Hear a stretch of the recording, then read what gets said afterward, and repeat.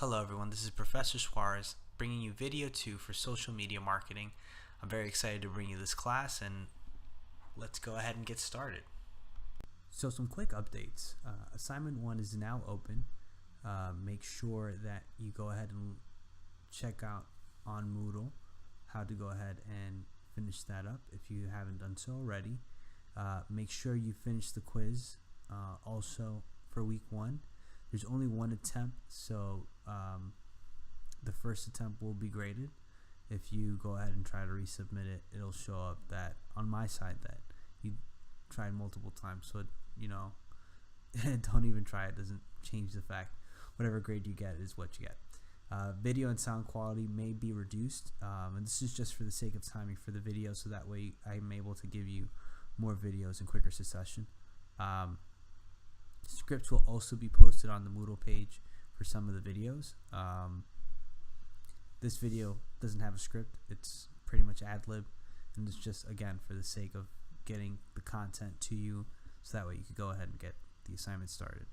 And assignment 2 is due October 5th. So again, make sure you finish the assignments as soon as you can, so that way you're ahead of the curve and not behind.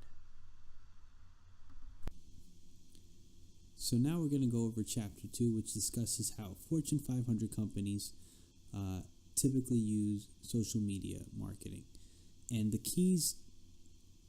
real key to finding success in this chapter is to really dig deep and do your research. And that's just a matter of going online, reading, finding articles, and finding data points that you could actually use to prove the points that you're trying to make. So when it comes to Fortune 500 companies, they are really the top 500 companies in terms of revenue. Evaluating these companies help us to determine the trends of the market as well as the trends of most publicly owned companies. We're actually going to look at one of the top banks, Bank of America, and see how they use social media to improve their cash flow and their revenue stream. As you can see, Bank of America ranks 24th in the Fortune 500 companies. Having a great year in part due to the regulatory changes instated by President Trump, Bank of America has seen a 7% increase in their revenue stream. They have made strides to cut costs, but Brian Moynihan, CEO, says their primary focus is responsible growth based on their core business. With over $1 trillion in deposits, using it to make about $5 billion in profits, it's no wonder why they rank 24th. And looking at their stock price, it's at $31.20. There was a time when Bank of America stock was less than $5, but now they're able to increase it almost 6 times within a short period of time, showing just how great Bank of America is doing. But does that reflect in their social media? Well, let's find out. So Bank of America is on multiple sites, and some of these could be through search optimization algorithms, which are a complicated way of saying ads that are promoted based on what users or people search online, or even their cookies or their browsing history, right? And companies could use this data to better navigate where these ads should be going, right? But besides that, they have their own social media sites that they themselves manage. So let's go ahead and look at these quote-unquote campaigns through these 3 sites, as well as taking a specific look at what they're doing on one particular site and how they could potentially improve it, or how we could draw upon their skill sets or their choices to improve our own sites. The first social media site that we want to look at is Facebook, right? So Bank of America has a couple of social media pages. One in particular is their official Bank of America page, right? Which has about 2.8 million likes. And as you know, with Facebook, when you like a professional page, that allows you to be updated on any posts that they put up or any updates that they have as far as their company. Now, when you go on the site, it's particularly geared towards college students, and usually what will happen is it'll link them to a video of previous content that they put up, sometimes commercials, or even Better Money Habits, which is something that we will refer to later in the presentation. But their target, as far as Facebook is concerned, is college students. So with respect to Facebook and the ads that you could actually put up through Facebook, they do offer search engine optimization options as well, where they could target your specific clients or the specific people you're looking for based on their user interface information, their cookies, and the data that's associated with the ones that they accumulate, the data that they accumulated about said clients. This also includes geolocation, or where the clients are located. So if you want localized advertisement for specific branches, you're able to do that and set that up as well. Whether or not they actually do that, it's a different story. From what I've seen, as far as unblocking my ads, I haven't seen any Bank of America focused advertising just yet. But who knows, maybe during the week or when I put up this video, that'll change. Another social media site that Bank of America happens to be on is Instagram. And what's interesting about their Instagram feed is that they don't focus as much on financial influence or financial needs, but focus more on their contributions to Special Olympics, different philanthropic initiatives, and other opportunities for them to be able to donate, which is more about giving back to the community, which is interesting because since they're a bank and a financial institution, I would assume that they would try to promote their products, but that seems to be the last priority as far as their Instagram feed on Instagram. As far as their clout, they have about 105,000 followers. They're following 120 different people, and they have about 434 posts, which is about how big it should be within a year of use. So it might be fairly new as far as when it was initiated. They just started setting up snaps and highlights. So we could actually dig a little bit deeper. So if you look on the far left, you'll see that it's not a matter of painting a picture of this being a bank per se. It's more about saying that this is a force for change, that this company represents America in its diversity, its triumph, and its perseverance. And that's the image that it's trying to create with this Instagram feed. The other social media site, which we will go into more detail, is YouTube, which happens to host a good portion of their videos with regards to social change and some of their marketing campaigns. What we are going to look at today is some of their particular targeted marketing campaigns that are done on this site and how effective they are and how we could figure out how effective they've been. Now, when you look at small business, they don't seem to be doing as well.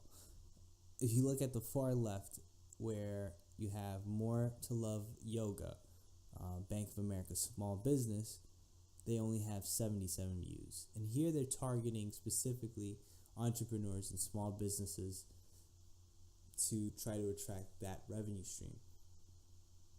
But if you keep looking to the right of each video that was posted, one has only 953 views, another only 320, and then the last one 285, highlighting the same aspects of the business advantage, one of their products. Now, let's look at what specifically they might be doing wrong with regards to attracting more small business owners. So if we just scan through the most recent of videos, the one that got the most is a rewarding trip that features Major League Baseball, Rodriguez, and Cooperstown. But all the business videos seem to be lagging behind, and all their counterparts seem to be right behind them. So let's evaluate, right? Who does it seem to be that these videos are targeting? Well, if you look at some of the titles, all of them say business advantage. So my assumption is they're looking to target small business. And small business could be anything from 10 employees to about 100 employees or less than $1 million in revenue. Now, why would a small business owner go on YouTube and look up something in regards to small business? Would they really be looking for financial products or financial services on YouTube? Chances are probably not. Most small businesses, if they are going on YouTube to get information, it's so that they could find relevant information to inform what they're doing as far as work. Maybe they're looking for accounting information, or maybe they're looking for some type of product to help with some aspect of their business. Maybe it's to streamline some part of their point of sales or taxes, or even, like I said in the beginning, accounting. So they're not going on to look up Bank of America specific products. Yet, Bank of America should be able to leverage this in order to get more vision on these products. So who's doing this, and how do we know that this is a successful method or an effective method to use for these type of clients? Here we have Ask Sebi, who runs a blog on YouTube primarily for his viewership, to inform them about different things and different aspects, whether it comes to recording on YouTube, getting affiliated sponsors, or just simply business credit cards that some of their clients or some of his viewership would consider applying for. And if you notice, the views are at 23,904, substantially different from Bank of America's viewership. And not only that, it's only about a year old, right? So there are some videos on Bank of America's page that only have that have the same amount of time and have only 8,000 views. So this is nearly triple what Bank of America is pulling in. And notice the differences here, right? You have a relatable person that seems real and trustworthy as far as his intentions, right? And a simple title, Business Credit Cards Explained. Now, if you look at his subscribe page, he has 71,000 subscribers. What is Bank of America doing to maintain a subscription, to maintain that viewership is consistent and people are going onto their page on a daily basis, or if not a daily, a monthly basis, right? Because every time that they go on, they're going to be able to view a product and potentially be converted on a sale. What are they doing? Based on the research, it doesn't seem like they're doing much except putting up content on a consistent basis. But this content isn't necessarily anything specifically geared towards clients. It's just their commercials or their video content that might be relevant to watch, I guess, if they're bored. But as far as the purpose and the intent that Bank of America has with the content that it's putting up, it doesn't seem to have any purpose or real vision or any real value to it as far as why anybody would watch it. Sure, it explains their products and the benefits of the products, but Unless you're specifically shopping for a credit card, you have no use of watching that video. In reality, based on quarterly averages, balances from earnings based on the non-interest income, meaning the deposits and what money they make on it, the demographic shows that most of Bank of America's money, if not nearly a quarter of it, is based on service fees, right? So these are the fees that they charge clients for, using a debit card or a debit card renewal if they lose it, checks, issuing checks, online banking, making deposits, any fees that they could find a way to get money off of. This is a quarter of their earnings, right? And if you remember, that was $5 billion in profit that we were talking about in the first couple slides, right? So let's go ahead and look at specifically what is happening in this 25%. So it seems like even though they don't seem to be having much success on social media to attract small business, they are still able to attract small business through other means and other venues, primarily their sales force. Bank of America utilizes retail banking, storefronts, as well as cold calls to really look to find these new small business clients.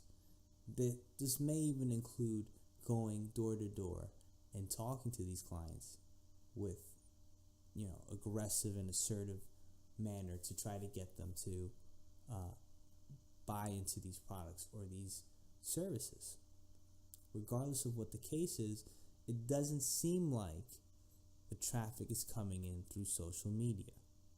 So one has to ask, is social media effective in getting these kind of clients? Or is it that maybe the generation that they are attracting doesn't use the social media yet, or doesn't use it to find new products? This information was actually acquired through their 10Q form. So if I Google Bank of America 10Q, and after click on the link, go on groupings filter, and look up the quarterly filings, I could actually look up specific information about their quarterly reports, their quarterly revenues, and also the breakdown of how they got that money, which is how I was able to compile and create those charts. But it also gives me insight to who these clients are and where these clients are coming from. So what seems to be the underlying thread as to what might be recruiting a lot of the small business is the fact that Bank of America gives back.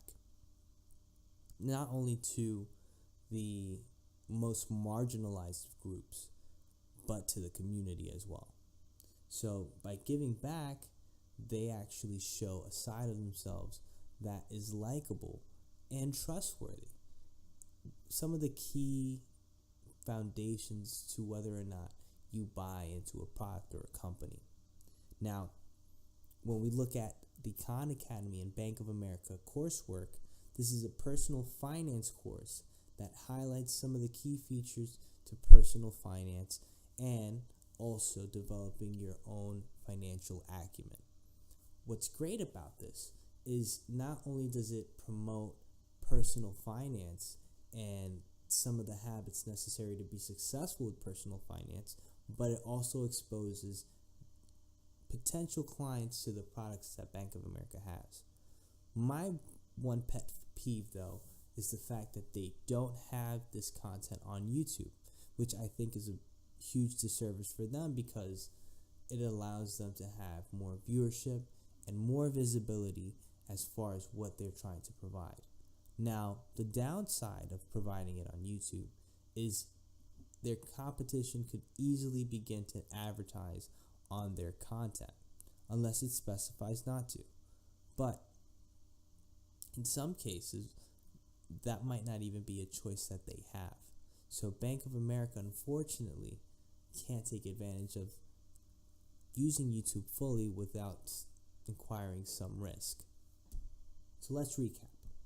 So in order to talk about success, we need to take into account their conversion rate and their cost associated with making and or even producing these videos. So let's assume that the average price, depending on crew or shooting time, quality can range from $500 to about $5,000. So that would mean that for the 1,000 people that they're getting on average looking at their videos, they're spending either $5 at most or 50 cents at most, right? So it's somewhere in between. Now, with that being said, since it is only less than 1,000 people watching their videos, chances are these are most likely their employees, or that a good portion of them are their employees, and they're not really getting the exposure needed for them to really recruit the clients that we are seeing on their spreadsheet. So let's do some numbers, right? If, let's say, they are getting 1,000 views, right? And it's costing them $5 per person. Let's assume that that all the people end up applying for a credit card, and that the profit or the revenue is $35. Even though it cost them $5,000, they ended up earning $35,000 for each person that applied for the credit card. Assuming that everyone that watched the video said, you know what, I'm going to apply for that card. But how many do you think it would take for them to break even? Well, if they each earn $35 per person that applies, the break-even point is somewhere around 150, probably less than 150. But how many of those people out of the 1,000 are really going over and applying for the credit card? Is there any way to really find out? Well, if you take the like button as an assumption that they enjoy the product and they enjoy it so much so that they apply for it, you really only see about 12 to 13 likes. So since it's about 10, they're really only making $350 off of the video, assuming that the like button is inclination of whether they apply or not, their conversion rate. But it isn't, right? And there are no buttons or links associated with the videos or content that they're putting up. So one would say that it's very ineffective. Why?